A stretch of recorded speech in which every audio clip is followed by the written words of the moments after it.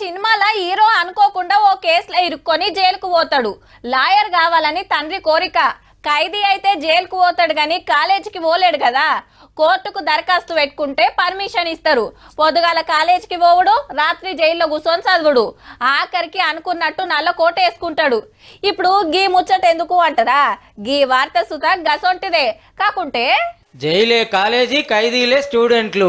పలకబట్టుడు కాంచి PG పట్టా వచ్చేదాకా సక్కటి చదువులు నేర్పిస్తున్నారు. మరి ఎన్నో కాదుల్లో మన తెలంగాణ జైళ్లలోనే పోయినేడు రాష్ట్రమంతా 37 జైళ్లలో 41,000 మంది ఖైదీలుంటే అందులో 12,000 మందికి పలకబట్టించి చదువుడు రాసుడు నేర్పించిండ్రట.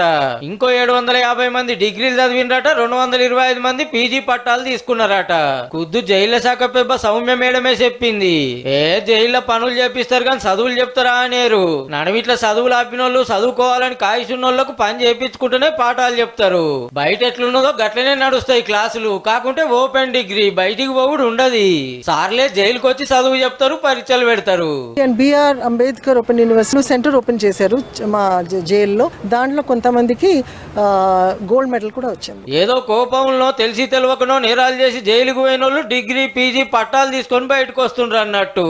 రేపటి నాడు గా చదివే వాళ్ళకు తిండి పెడుతుంది. ఇంకో 2,500 మందికి మిషన్ కుట్టుడు, ప్రింటింగ్ ప్రెస్ పని, కేకులు తయారు చేసుడు అటువంటి పనులలో ట్రైనింగ్ ఇచ్చిండ్రట.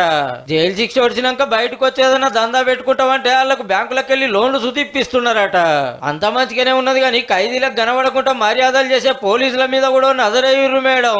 కొందరికి జైలు అంటే అత్తగారిల్లే అయింది మరి.